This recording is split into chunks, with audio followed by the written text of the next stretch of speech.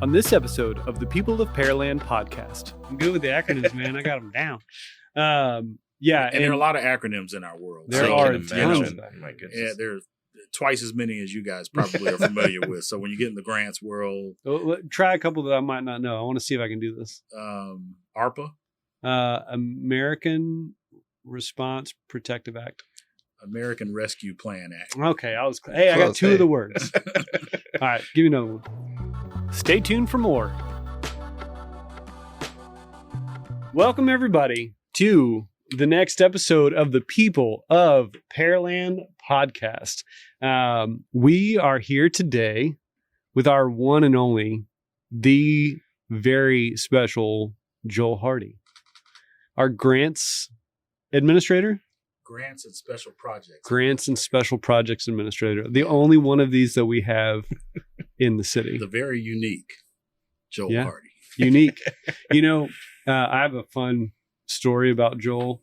I don't know if you remember this or not, but it was like maybe my first week here, my second week here. And I was like just getting to meet people. And there was a fire drill. We were in City Hall and we had a fire drill. And like we went outside and you and I were standing and talking to each other. And you're like, so what do you think about it? And it was some like deep political question. And I was like, oh man, I don't know what to. And it scared the snot out of me because I was like, well, I'm sorry that I was talking about politics in the workplace. It just caught me by surprise before I really knew. And it was intimidating to say the very least. I was like, this dude he's deep. He's intelligent. So that's burned into my memory. I may have just been testing you, Josh. I think as that's a probably new employee. Right. Yeah. There was a little bit of hazing involved. So no, we don't haze. I was giving you a hard time. Stress test a little bit. That's right. You know? What's this guy all about? That. Yeah, that's what it was. Can he handle the heat? The heat, yeah. Standing in the Texas sun, trying to navigate this conversation. Right. But no, seriously, Joel, I think. And here we are today. Yeah. Many years later. almost 6 years later, and you don't grill me nearly as much, No. which I appreciate. You make any writing that I get to be involved with you in is significantly better because of your style and tone of voice and stuff. I think you are one of the most eloquent speakers we have in the city. For sure. I appreciate that. I enjoy watching every presentation you do for city council and stuff. They're always so smooth, flawless. We try. Yeah. So tell us what you do here for the city. So the listeners, and this has been, I guess, a constant role for me since I began. Started out as a budget analyst in finance in 2010 with the city or with the City of Pearland. Okay. Yeah. So, my career has always had some type of grant funded aspect to it, whether it was me being part of a project that was grant funded or having to raise the funds to keep those kinds of programs and projects going. But coming to the city after maybe 15 years prior to that, doing that work in a nonprofit setting, working for a municipality was, a little bit different. I did have a small period of time where consulting and independent contractor work was a part of my life. And I got an entree into working with state and federal government and local government. I was living in Atlanta at the time, lived there for 22 years and went to college there. Wow. And that was my home, if you will. But born and raised in Texas, this was an opportunity to come home and be close to my family. And my father had just passed away, and being here was, kind of a critical personal experience as well as professional opportunity to come and work for a great place like the City of Pearland. So when you moved from Georgia back here, you came to this job. I mean, you came to the City of Pearland? No, I probably had about 6 or 8 months, job searching and things like that. So my wife and I we had just had a new child, and, it was incumbent upon me to, find something that I liked that was close to home and that, could help, pay the bills and all that good stuff and put my skill set and experience to use. So did you know anything about Pearland before? I did. I had my godbrother lived here. He's a local physician in Pearland, has a spine surgery practice, and he moved here in 2000, I believe, and we visited him. But many, many years ago, I actually came to Pearland with my dad and my grandfather when I was a little tight. They were rice farmers in Southeast Texas, just outside of Beaumont. And I think we came here to get a part for a piece of equipment that was rare, and they needed to find it, and a local rice farmer here had it. No kidding. And so the commonality between Beaumont and that surrounding area's rice farming community and Pearlands oftentimes existed, and that was an opportunity for us to hit the road. And I think back then, I may have been 11 or 12, it took us about 4 hours to get here. So cut to today's accessibility, and that's an hour and a half drive. That's so crazy. Pearland was kind of off the beaten path, and you had a couple of odd ways to get here. Right. So my dad and I, we drive when we go hunting. We go west out I-10, and that traffic through Sealy is always a challenge. Backed up. Yeah. And so on the way home, inevitably, you get to Columbus, Sealy, it starts to slow down. And so we'll cut off and go 90, which is the old highway, I guess, before I-10 was really a thing back then. And that's how they used to travel. And every single time my dad's like, I used to own a piece of property right down this. I need to come out here and have to go this way. And I've driven that road, like all the way to Shiner. And it takes some time to get through there. Yeah. I prefer it. I'd much rather be on a, back 2-lane windy road than on the interstate personally. But I'm sure we packed a lunch for that trip. That's wild, man. But so my professional life has always had some nexus to grants, and in 2009 I saw an opportunity to apply for a position here. Actually, a good friend saw it and said, "Hey, this has definitely got Joel Hardy's name written all over it." And I want to say I was probably one of 2 or 3 applicants. And at the time, Claire Bogard was the finance director, and June Ellis was the budget officer. And I interviewed, and a couple weeks later got the notice that I was selected. And, that's all she wrote, if you will. So did you intend, so you go to college, you graduate, did you know you wanted to work in nonprofits or in the grant setting, or was it? I knew I wanted to have some type of public service experience. So my undergraduate degrees in political science and my master's degrees in community and economic development. So I knew I wanted to have some type of relationship to, really preferably for me, local government. To me, working and living and playing and having an impact on the community you live in is, nothing better than that. Right. So that's something I've always been, gravitated towards. I've long argued, and it's maybe just because I'm ignorant or confrontational, but the most effective form of government is local government. Yeah. Right? All politics we can is move. local. Well, we can move the fastest, the most effectively, the most efficiently, and with the most impact because we know the community. We're Absolutely. right here, right? Yeah. Not saying that there aren't places for county, state, federal to engage, but I gravitate towards local for the same reason. Sure, exactly. I mean, you get to visually see the infrastructure around you change daily. It's awesome. And you get to have those interactions, the value of getting to have a one-on-one conversation with a resident, right? And there's genuine satisfaction on the back end of it of you helped me solve this problem, or I was worried about this, or whatever the case may be.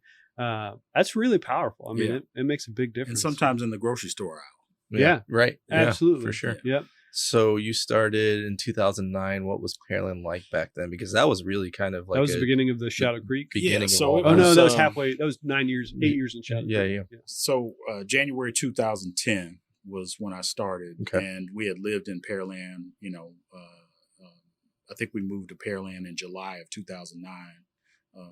My wife and kids at the time, and what was interesting is when I came to interview.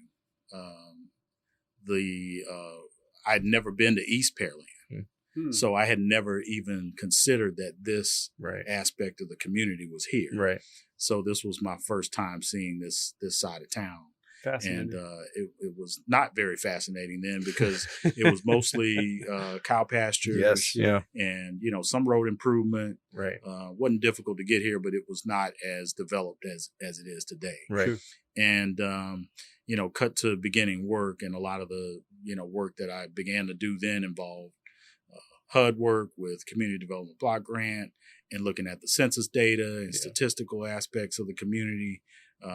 You could easily see that this was a growing place and that it had grown tremendously. And just looking at the population statistics alone was interesting because you saw that 36,000 population in 2000 jumped to 91,000 in less than 10 years. Right. And that was amazing. So, I think that's one of the things, talking through those statistics about that hockey stick of a growth curve. We talk a lot about the investments in infrastructure and in community and the cost of our tax rate and water and things like that. And I mean, when a community grows that fast, things have to, the costs have to increase to support that. And it'll plane out at some point. I mean, I think we are getting to the point where our expansion is kind of close to done, and it's all sort of infill from there. Right. Which is maintenance. In maintenance, right. And that's fascinating in a different perspective because you're not painting the truck while it's moving down the road anymore. You're actually, just fortifying everything. So I'm fascinated to see this next phase. For you, what do you think that looks like? I mean, have you experienced this in any other jobs communities, or is it? Never. I mean, this is probably the most fast-paced growth environment I've ever worked in as far as a community and an organization. So I think the two marry up well. And I would put our organization's management, executives, employees, leadership up against just about anything I've ever experienced. Right. And I think we come out clearly on top, you know, every time. Yeah. But, it's interesting. The last 10 years, 15 years have been, us growing and developing. And as far as the grants world is concerned, being able to play a bigger role in that to some extent. If it's not necessarily supporting the TxDOT investments and the water board's investments, public safety stuff, disaster recovery, the COVID funding experience. I mean, all those things have really kind of allowed me to grow and develop myself in lots of ways that, weren't there before. When I first started, we had, I think, $1 million in the grant fund, and I, thought that was all the money in the world. Right. Mm-hmm. And now, we're really kind of pushing on a $40 million, aspect. And that's, and that's $40 million. And that's aside from the TxDOT and Texas Water Development Board, the big ticket items, road expansion, capital projects runs those. But we play a supportive role in making sure that our compliance, financial management, and all those things are intact, and the audit stuff. So walk us through that process. So grants are, special funds set aside by different entities, right? That are obviously for specific purposes to benefit underprivileged or infrastructure projects or things like that. So it's money we don't pay back, right? To whoever the entity is. Correct. We have to meet a certain set of criteria. There's an application process to qualify for things like Correct. that. Right? So competitive programs are going to require an application or a proposal of some type. And we're putting those things together or help putting them together, narrating the, community's condition and, putting all those details in place so that we can compete, with other cities that are applying for those funds. And how competitive are those processes? I mean, they're very competitive. So the competition work is big. So if you're talking about a federal grant program that's nationwide, you're competing against, just about every other major city in the country and any other entity beneath a major city that's got the qualifications to go Right. after those dollars. So firefighter programs, for example, Like SAFER, the safer grant. highly Yeah. competitive. What's that? It's an acronym for something. Right? It's- Staffing for adequate fire emergency response. There you go. And that's part of FEMA's framework of local assistance programs. So FEMA carves out money and says, we're going to dedicate this money to funding firefighter positions at the local level or Correct. at Yeah. the right. Yeah, so it's So- generally local fire departments that are either career or combination, and they need people in order to make their public safety effort effective. Mhm. And there's a lot of operational data that goes into those applications, our response times, Right. open seats, number of apparatus, number of stations, Mhm. road lane miles. They pull in just about every attribute of your community into that application. And you have to put all that in an And application. we put that together. That's We work with the amazing. department. So Right. with any application we pursue, we're going to work with the implementing department because they've got the expertise on the subject matter. Yeah. We tend to know how to put that together Put in a way that right. makes it competitive. So See, that's the we part help that make the impresses case. me is that Yeah. you're involved in so many in everything. different in everything, and that's there. great. Yeah. That's one of the great things about the work is the interdisciplinary, experience. You get to work with fire, police, parks, parks, Yep. all the departments. Obviously integrated that are close to qualifying for that. finance. Yeah. And the internal services resources Right. work into that as well because there's a financial management component. If we're hiring firefighters, then HR is obviously there. Right. IT can come into play. So it's been a worldly experience, if you will, and it's fun because you become a popular asset, and Yeah. and hopefully everybody appreciates that. So Sure. I don't think we make many enemies in the organization, Well, except for when we're talking about compliance Right. and with procurement rules and things like that. Right. It can be difficult for a department that's doing business a certain way with general funds, but then this money comes in from the feds or the state, and you have to You have to, adjust yep. how you procure items, how you manage financially, and Right. deal with the human capital in our organization, Yeah. and reporting and all those things that go along with that. It's a little bit of a messy experience, but Well, and that's a lot to maintain from your end too. I mean, compliance super important for that. So, not saying we've ever had this issue, but if we're ever out of compliance, do you run the risk of losing the grant funding or having to pay it back, or what are the potential ramifications? both. I think in most cases, if there's an issue of non-compliance or a finding in an audit, we try to do as best of a job we can to take corrective action, Mhm. fix either that issue, and if we can't fix that issue, we're going to lay out policy and procedure in a way that is preventative. Right. So it doesn't So happen they give you again. an opportunity. Yeah, I don't to- think anybody's coming in with a punitive mindset. Right. But in the cases where there might be, we still try to put our best foot forward to mitigate the impact. So Right. we had a program several years ago that had nationwide problems involving how the federal government was actually failing to monitor compliance with its own program. Mm. And they ostensibly took it out on the locals and said, hey, we're going to ask for all this money back from every local entity unless you can prove up that you've been compliant with the requirements. And for us, it wasn't a big check that they were asking us to write, but it was a notable amount of money, more than I had in my general fund balance. Right. So we had That's terrifying. we had to fuss and fight to retain as much of that as possible, and we ended up reducing that amount down to about $18,000.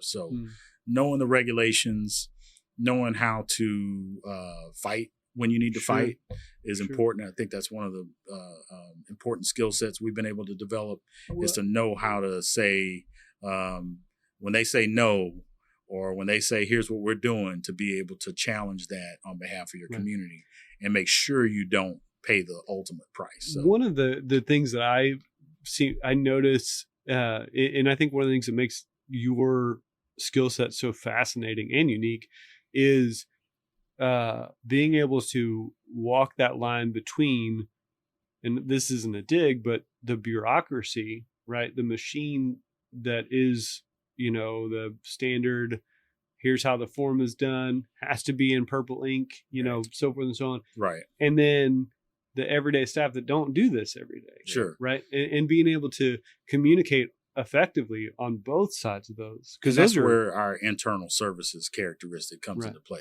We are an internal service characteristic because we're not just, we're in large part making sure that our departments that are implementing these programs don't have to worry about so much of that. We can handle those aspects of it, Right. and that they can do the work or get the equipment or whatever they're going to benefit out of this to be able to help the community. So, and the community is the beneficiary.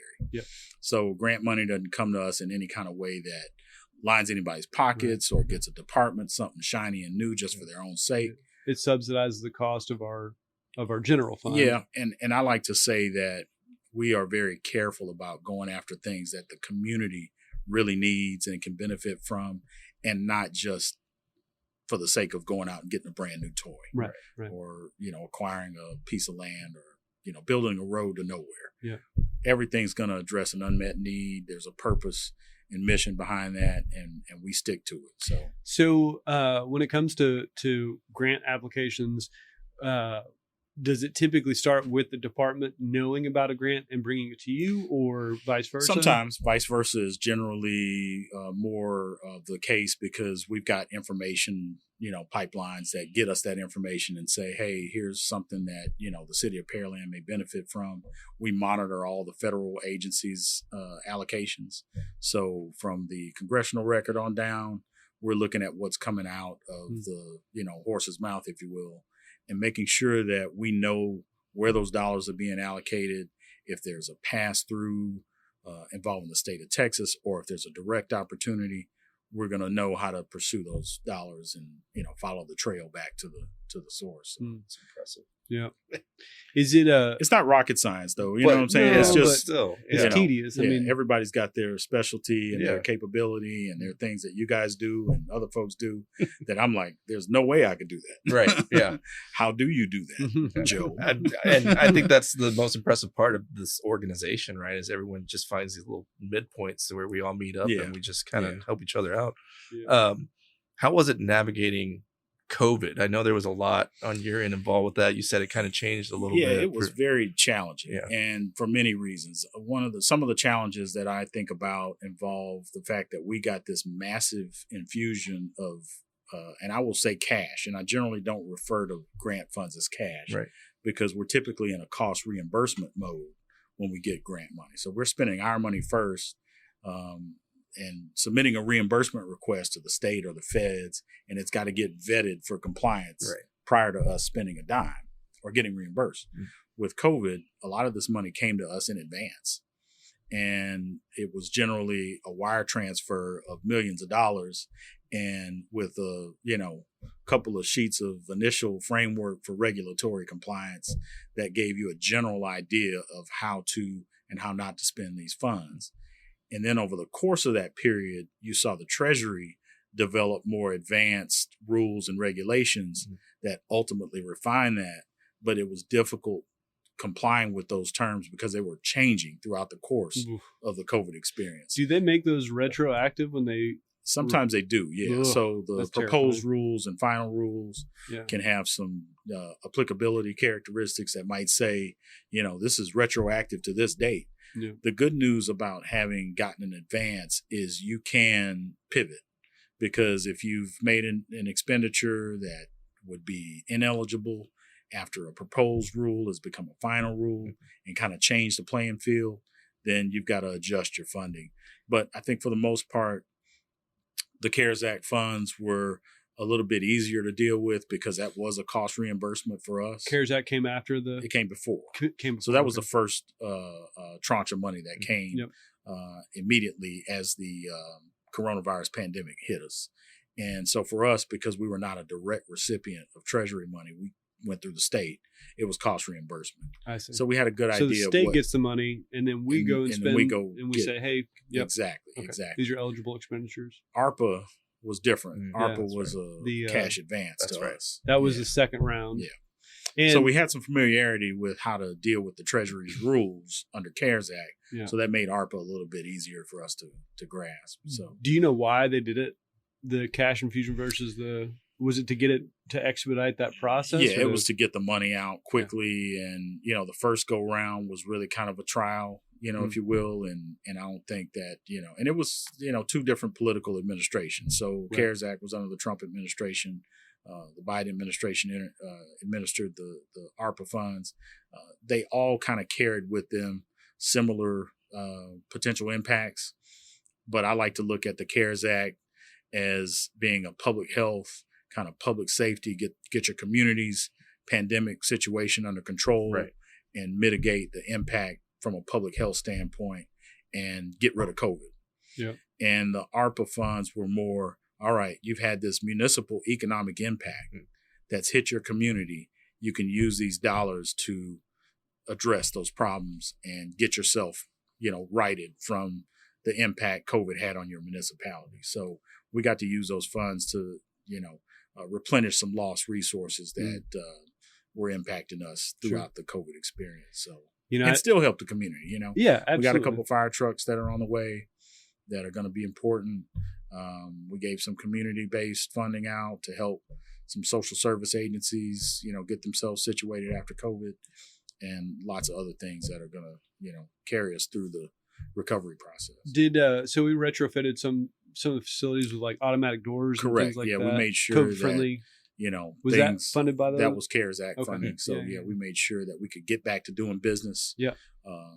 And without having the potential to continue spreading the coronavirus. Sure. So all that stuff helped a great deal. That was, and we talk about it a lot, but like such a weird period of time. It was just And apocalyptic. I've never, this is the best way to describe it. Like I've never, I sit, next to you and work all the time. And like, it never crossed my mind. I mean, your experience of the pandemic was completely different. Yeah. We were busy different ways trying to document the vaccine distribution pod, running around with cameras and stuff. The only ones in chambers holding the meetings because everyone else was virtual. How do we be on scene and not spread COVID?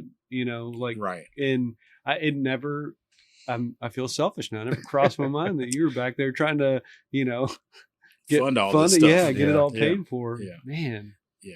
It was just, in retrospect, I just look at our organization and how well prepared we were for making that leap into virtual, remote. We snapped pretty quickly. IT was prepared, I don't miss those remote work days where I was a, city employee and a teacher, homeschooling a child. Yeah, man. I mean, that was, I remember sitting in my dining room. But we did it. We did it. Yeah, we survived it. I think it probably shaved a few years off the end of my life just because of the stress. But we were doing weekly updates, weekly videos for COVID. For COVID. For the city. Yeah. Mm-hmm. And I was in my dining room and I was doing an interview with a doctor from Kelsey. My kids are like in the next room. I'm like, I'm trying to do an interview. Y'all keep it down for like 10 minutes, please. I'm really sorry about that. Can we start over? Yeah. And you're in meetings and dogs are barking in the background. And my babies kids crying. Still, like to this day, if I'm at home on a meeting, they know the door's shut and you hear the door creak open and you just see a head peek through. And like, we've been doing this for years, y'all. Like, come on, you know better than that now. But no, I don't want to do another one of those. No, ever. Well, it's good to get back to normal, and the projects are kind of coming back to normal too. So we're getting back to. So you think that took longer than expected for projects to kind of normalize after the pandemic? I mean, well, now that there's Infrastructure and Jobs Act money out there, we'll see even more. Road expansion, utility, resources, broadband, things like that come out. So there's some benefits to how, the feds and the state have looked at, the COVID recovery process from an economic infrastructure improvement standpoint. And I think that's going to help, some people call them earmarks and, things like that. But I think all of that's going to help bring the nation back to where it's supposed to be, and locally we'll continue to do the things we need to do to help fund some of this work. So you really, I mean, thinking in terms of like the services that we offer as a local government, you kind of gravitate towards where the greatest need is and the funding is, right? I mean, you do infrastructure, grant money stuff, you do parks, you do staffing, you do public safety. Yeah. So, we're all over the place. Police equipment, fire equipment, personnel, parks, playground equipment. We'd love to be getting a lot more money for trail expansion and things like that. Yeah. There's some important Clear Creek segments. And who would you go to for grants? Texas Parks and Wildlife, and TxDOT is also able to fund those kinds of things. And Harris County's Precinct 2 has a pretty interesting what's called a partnership project program, where the commissioners will allocate funds to projects that kind of meet the criteria. In Harris County, we've got a section of Pearland that's in Harris County, so we qualify for those. Nice. And we recently got a few $1 million to help us with the expansion of Hughes Road, right at Pearland Parkway. Right. So that's an important project, which was going to be a bond project, right. And we're able to shave off some of the bond proceeds that would normally go. So to that's less debt that's sold that would impact resident tax rates, right? Absolutely. So we try to marry up with those kinds of things to simultaneously have a benefit to the taxpayer. So it's not just getting what we want to go after, but strategically aligning ourselves with something that might be able to, at the same time, reduce the local taxpayers' burden. So that's a prime example of a project that can do that. Yeah. So, Is your job, is it pretty common for municipalities? Do municipalities usually have a grants administrator? Some do, and there's some that just assemble the subject matter resources in their organization to go after things. So you might have a fire department that's got somebody that's equipped with the skill set to do it, and they do it well and are successful. I think the benefit for us is that we've got a centralized area for compliance, for financial management, for, just kind of organizing and controlling and managing all the administrative values that go along with this. Everybody so knows that things don't get out of hand. Yeah. So a lot of those communities that don't have a centralized resource, those are the ones that can find themselves in trouble with compliance and not knowing how to fight their way out of it, because you've got a department that just might not have that proficiency. Right. Or the people that did it might not be there anymore. Yeah. Or they may have committed some kind of fraud. And it's hard hard to neutralize that, because you don't have an oversight aspect of the organization that's also enforcing the rules and making sure that, a department that's implementing is playing by those rules. So we do a good job. That's one of the fascinating things to me about local government, not to, pick on anybody, but at the federal level, every organization has an auditing. I mean, they have somebody that's watching everything that they do. We do it, on our own. Yeah, we have to self-police, audits, and we have to make sure that we're doing this. But it's not a standard for local municipalities, which I think is fascinating. Not saying that the majority are looking to behave nefariously or anything like that. I do believe that the majority of people working in local government are have a servant's heart. Sure, yeah. When you receive these funds, though, that triggers statutory regulatory requirements. So you automatically become subject to those rules that say you've got to have this type of audit. For grants, it's called the single audit, and the OMB circulars and the CFR that relate to our requirements there are pretty strict. The comprehensive financial audit. We've got to do that, and that single audit aspect of that comprehensive annual financial report is what drives our compliance. I mean, if we're not in compliance there, everybody knows about it. Right. So the report that comes out of that is going to show, you guys failed to do this, you failed to do that. That finding is going to be solidified in your single audit, and it's going to go to the federal clearinghouse in a place that everybody can see. Right. So when we go and apply for other funds, it'll be there, and they'll see, do we have the financial management capability? Right. Do we have the compliance atmosphere? Do we have the right people in the right places doing the right things? And we try to strive to make sure we're on top of it. Yeah, I don't think you can overstate the importance of doing your job No. right? Once you dip your pinky toe in this world, you're kind of, obligated. So, So does it stress you out? I mean, um, you seem like you're so calm, cool, and collected. I don't think I've ever seen you like upset. I've got, 4 kids and, have dealt with lots of personal life issues that, Put everything in perspective. Yeah. So I think I think that comes with experience and, comes with the confidence of knowing your job well and also being surrounded by leadership that, is going to support you and also provide some education and intellect around, how to handle those situations.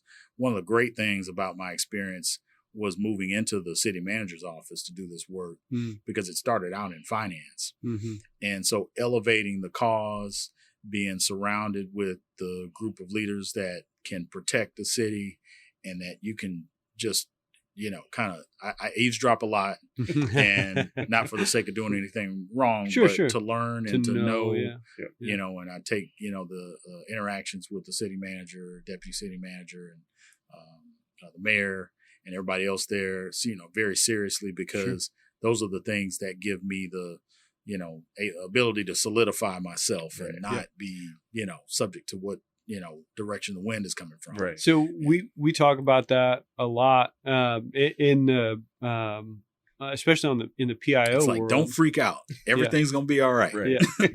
But I know we got this letter that says, we're going to hell in a handbasket, but I know how to it's going to be all right. Get us back to heaven. Yeah.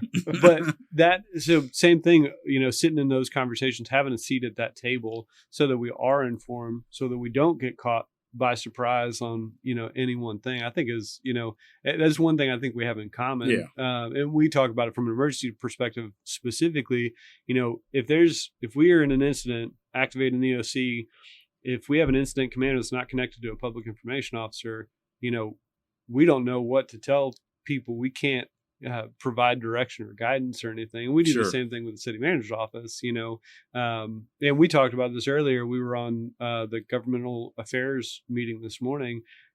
That's representatives from all around the community. And if we don't have the knowledge of all of the things that are going on, we can't contribute positively to those things, right? Well, half of Representative Ed Thompson's, information today was something that impacts grant us, opportunities right? and funding opportunities and legislation that's $14 billion or $18 billion at the state level, something like that. So there's some ton of money for utilities and water and other stuff that we need to, be on the lookout for. So they, it was, it's always fascinating to see. So it's all things that are going to vote in November. Yeah.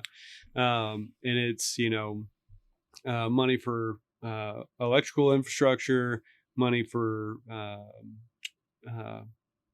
Texas Parks and Wildlife to buy parks property, different things like that, all voter approved, kind of like what we would do, like, hey, voters, you decide whether or not you want this to be a thing, but could have a direct impact to you one way or the other. So, that's fascinating. Yeah, we'll just rub our hands together and see what try happens. Not to salivate too much. That's right. And see what comes out of that. Yeah. So when you're not thinking grants, that was going to be my next question. What's Joel doing? What is Joel doing? All right, but there's also a special projects, part of the job description that gets us into some interesting stuff too. So we've developed a pretty decent proficiency for dealing with the special purpose districts in town. So at some point, the city manager said, Joel, you're the mud guy, you're the ESD guy. So our municipal utility districts, emergency service districts, you need to know everything about those, the formulation of them, financial attributes, legal stuff, the rebate structure and everything about how they function, where they're located and what they, lifespan wise have done and when we can see some of those dissolve. And you go to some of their board meetings and stuff too, right? We go to some of them. I was at an ESD meeting today and just kind of spot checking on our relationship, so it's kind of intergovernmental affairs. I think for the in-city MUDs, the citizens sometimes clamor for those to dissolve because they're paying you've got that duplicative tax, if you will. Well, what's the benefit of having them? Well, they develop the infrastructure in the neighborhoods. I mean, cities don't do that. So for Pearland, if you look at our growth and development, MUDs are the original, that's where that growth and development originates. That's where the rubber hits the road. Right. So literally, we don't build neighborhood infrastructure, and they've allowed that mechanism to accomplish that. And it's been a wonderful thing. So no criticism.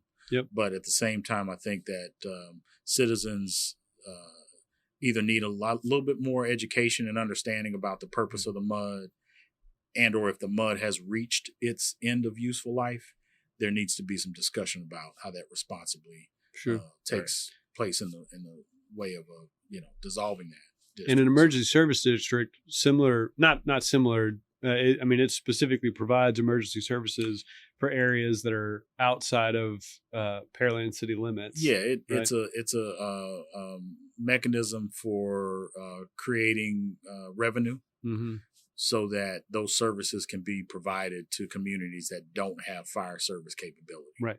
So there's a 10-cent tax that is imposed on those property owners rather, and those funds through a fire service agreement with the city.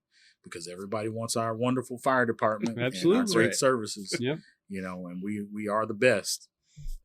We get to get into that kind of arrangement where the resources that are there to support our costs, allow us to go into those areas and provide our excellent platinum 5-star service. Because otherwise, our in-city limit taxpayers would be historically they have subsidized those costs. The cost, so that was the impetus for developing 2 emergency service districts. And so you've got a couple of MUDs that form one, and the total unincorporated aspect of our ETJ, the extraterritorial jurisdiction. That's right. I'm good with the acronyms, man. I got them down. And there are a lot of acronyms in our world. There are tons. My goodness. Yeah, there's twice as many as you guys probably are familiar with. So when you get in the grants world, try a couple that I might not know. I want to see if I can do this. ARPA, American Response Protective Act, American Rescue Plan Act. Okay, I got 2 of the words. All right, give me another one. CDBG, Community Development Block Grant. Got that one. Safer. I just mentioned that. Yeah. Staffing agreement for emergency response. Staffing? No. Staffing for adequate fire emergency response. Okay, I got the majority of it. I got an 80 on that one. There are many others. That's good. Yeah. It's good. I talk with new hires, and I joke about acronyms and how with the general public they shouldn't use them, right? Because nobody. And I always use TERS. And I asked them if they know what TERS is, tax increment reinvestment zone. And I got somebody last time that actually knew what a TERS was. Oh wow! I was like. That's never happened before. I've done this presentation. So it's a good interview question if I'm ever trying to test if an applicant knows what they're, saying they know about grants. Yeah. Tell me what this acronym. Yeah. Do you ever just make any up? No. Yeah. There are enough real ones out there that are you don't have to make cryptic enough to. So that's funny. So what does Joel do in his downtime? I know you do a lot of things. So I think these days, my youngest is a 14-year-old teenage boy. Very so he active. doesn't want to have anything to do with you. But he's forced to. So because I have, I can make that joke because I have a 12-year-old. And the family dynamics are intense. Yeah. So everybody's very busy. His mom works out of state now, and we have to manage a lot of complexities with that. And, but we're a blended family across different kinds of, attributes. And we all kind of work to make sure the kids are the primary focus. Yeah. But they're an active bunch, and I spend most of my time dealing with that. Yeah. And I don't want to say unfortunately, because it's fun, but I'm usually at a freshman basketball game, or something along those lines, dropping kids off at parties and picking them up at midnight when I should be in bed. That's right. Yeah. So, in fact, last week I had to pick mine up from a party at midnight in Sugarland. Oh. And so I literally had to take a nap just to prepare for it. From like 7 to about 11 and set my alarm to get up and drive out to Sugarland. Yes. That's crazy. Pick a kid up from a Halloween party. I can't even imagine. My kids are in bed by 7:30, so I'm living a life right now. Well, growing up in Beaumont, Texas, in a smaller community, that probably wasn't so bad on my parents. But I'm just like, wait a minute, I've got a 30-minute drive to another part of town to, I had to drive from into school last year. One of Benjamin's friends, kid in his class, his mom. They live in League City, but his mom's friends with an ISD teacher. And it's not that far.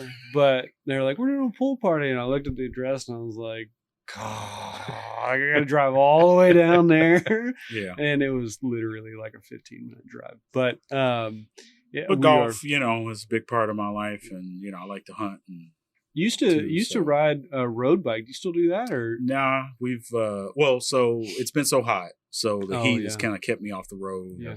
But cycling was a big part of my life for a long time. And I had an aunt that passed away from multiple sclerosis. So the MS series of rides was always something I was attracted to. Yeah.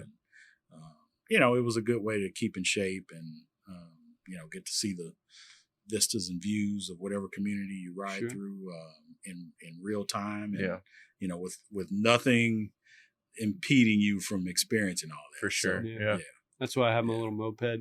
Yeah. Oh, that's why? Yeah. So I can, man, that thing is scary. We should have a race though. You'd win. I'd put money on Joel. Yeah, for sure. Probably that thing is 27 tops. And that's not fun. So you play golf. What's your favorite course you've ever played? Blue Jack National.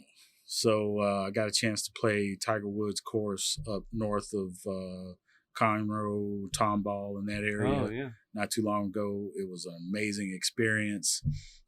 They announce you at the first tee. Oh, that's cool. And periodically throughout the experience, there are different affinity stations. So there's a chili station that's pretty deep. That's cool.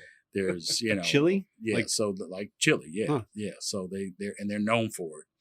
And it's a golf community. So it's the housing and kind of, if you can imagine, like the airport condo style, hangar style communities that are around here. Yeah.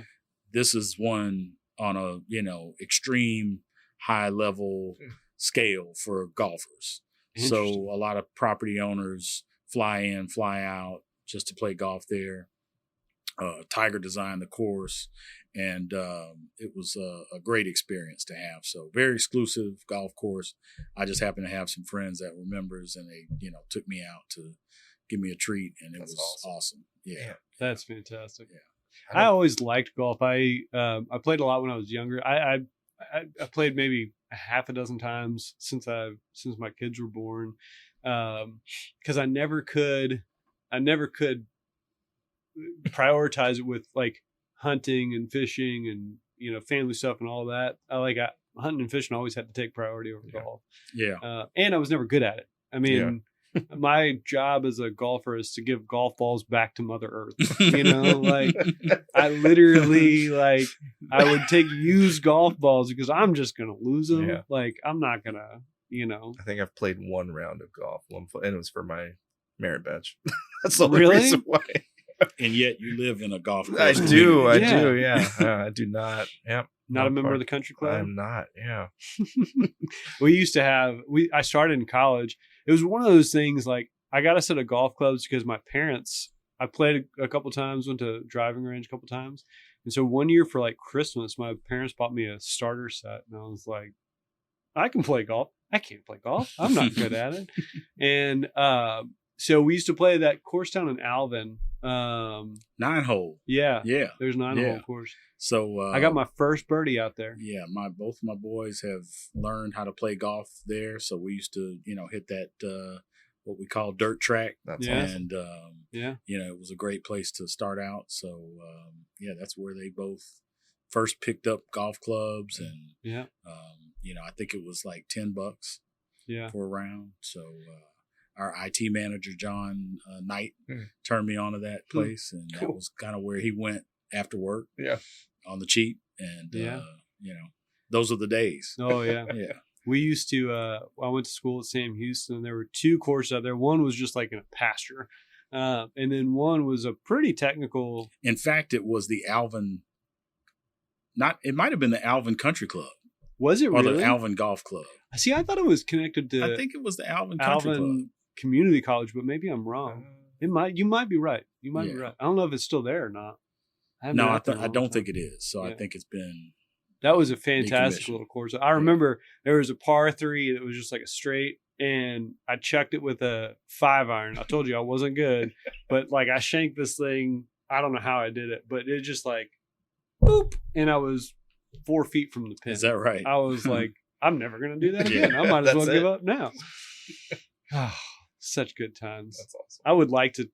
No, I can't take up golf again. I'd have to go buy all new I would clubs get and stuff. addicted if I did. I got really into disc golf, completely different, but just like. No, I don't think it's that much different. But I got addicted into that, and I feel like that would be my problem if I got into golf. It's you have all those bad swings, and then you have that one good one, and you're like, that's what keeps you out there. Yeah, that's it. Yeah. That's it. Yeah. I remember I bought my first. I bought a new driver, and like my first time out, a buddy of mine was chucking tees at me while I was trying to swing. I blame him. I'm just not a good golfer. And I dug in and rotated my club, and I hit the ball with the top of my club and dented it. And I was so mad. So mad. You dented your club or the ball? My club. Oh, okay. Because I messed the whole thing up. And I was angry. And then my next shot was just like glorious. And I was fine. I was perfect. I mean, it was straight 250 yards. I was like, I can't believe I did. That's what it's all about. That's what it's all about. And I can't replicate it. Yeah. Like, I don't know what it is. Well, that's part of the, sanity lifestyle, Sure. Finding things to do that kind of offset the stress. Yeah. And it's been there. There's been some tough challenges over the years. And, but I think our organization is so well suited for dealing with those. And I think we've done a great job of building this community to what it is. And it's good to drive by something and say, hey, I was able to help pay for that, so. I bet there's a lot of stuff here that has your fingerprint. There are a few things, nothing really super major, but that's changing. I mean, that's growing. I mean, so, the Hughes Road project, I'll be able to say, hey, we had some involvement with that. There are a couple of traffic signals. Are they going to let you put your handprints in the concrete? I'll do that anyway. So I'll sneak out there when the concrete pour I won't tell is taking anybody. place, and like, no, work here. carve We're good. my We're good. initials in the street. JH24. Yeah.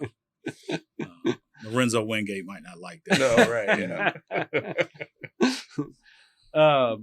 So speaking of, we always like to wrap these up with our why statements. We've been pushing this idea of every one of us, we don't come here. We don't do this for a paycheck. It's nice. Benefits are good and everything. But I firmly believe that, people are motivated by something deeper than that. Have you ever thought about yours? What do you think? What's your motivation, you think? I mean, my motivation in life is, my kids. And that's an easy answer. A lot of people say that. But for me, and being in a place like this, where you're able to have a significant, very visible impact on things here, to be able to help, say I've been able to help the place that my kids, my child is running around playing and living in, and making sure it's a safe space, making sure that, when I'm going after police money or fire money or infrastructure money or whatever, parks, there's always a thought process in those efforts that I'm not just working for the citizens, I'm working for my citizen. Sure. And making sure that 14-year-old child has a, safe place to play, that the police force that's out there has got everything they need to make his life safe. If something were to happen in his, residence, that fire is there, that he's got, parks and recreation attributes and all that stuff. So, working on the community that we live in is part of that. So, and, having the experience of being around people that make you feel like you're working for them as well, for their, success. I think one of the most significant parts of my getting up and coming to work every day was seeing Mayor Tom Reed's face and, interacting with him and, how are you doing? And, I really miss hearing him say, you do good work. And that was one of his things. So I think I will forever be grateful for having had that opportunity with a man like that. And that sticks with me today too. Sure. So it's infectious. I mean, I joke about like the people we work with, and it kind of runs through the whole organization. There's this, there's some days I don't want to see y'all at all. Yeah. But there are some days where it's, I have to go to work, but I'm going to interact with great people that I admire and trust. And, it makes it that much easier. So, no, I see that. I mean, a lot, and it's easy, for an extrovert, because I get energy off of that. But it's crazy to me how many people are just helpful. And how committed and they just with a smile on their face. Sure. And I think we are, and I hope our citizens appreciate that. It's difficult sometimes because they have concerns and issues that aren't always easy to address. From their standpoint, they might think the response is easy, but we have to be able to give them the truth in some scenarios that it's more complicated than that. And, I think we do a good job articulating that. And some of that stuff might drag out for a long time, but I think our leadership is good enough to map out courses for solutions, and we, tend to find them in short order. So, Anything else you want to tell the fantastic listeners of Pearland? There are other people that'll sit in this chair and, do good work to kind of share their story and their experience. So I think we've got, more to come. And, we'll see what my ratings do. Oh, through the roof. I'm going to predict it now. Most listens. Most listens ever. All right. Well, that's it for this episode. Thank you all for joining us, and we'll see you next time.